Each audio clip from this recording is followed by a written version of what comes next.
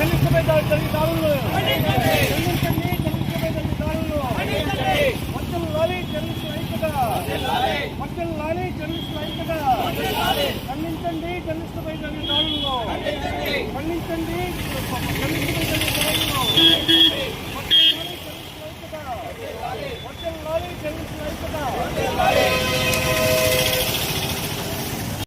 జర్నలిస్టుల ఐక్యత. జర్నలిస్టుల ఐక్యత.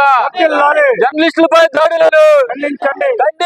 జర్నలిస్టులపై దాడులను ఖండించండి. జర్నలిస్టులపై దాడులను ఖండించండి. అక్రమ కేసులను జర్నలిస్టులపై పెట్టిన కేసులను ఎత్తివేయండి. జర్నలిస్టులపై పెట్టిన కేసులను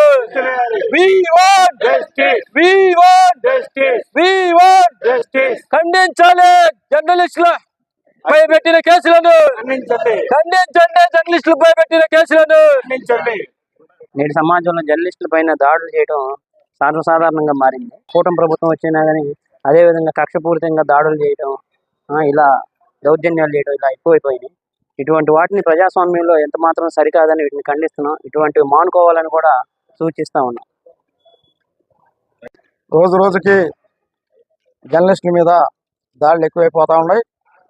ఈ నేపథ్యంలో అదేవిధంగా ఏదైతే పత్రిక స్వేచ్ఛ అది ఉండే కొద్ది నిర్మూలన అయిపోతుంది. జర్నలిస్టులు అంటే చాలా తేలికైపోయే పరిస్థితి ఈ రాష్ట్రంలో ఏర్పడింది.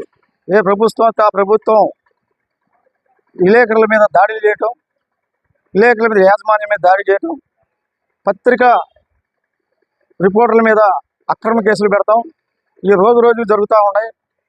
ఈ పోయేంత వరకు జర్నలిస్టులుగా మంగళగిరి నియోజకవర్గం నుంచి మేమంతా మా ప్రెస్ క్లబ్ తరఫు నుంచి మేము పోరాడి ఏదైతే అక్రమ కేసులను ఎత్తేయాలని చెప్పి ఎత్తేసేంత వరకు మేము పోరాడతాం కొనసాగిస్తామని చెప్పి మనం చేసుకుంటున్నాం.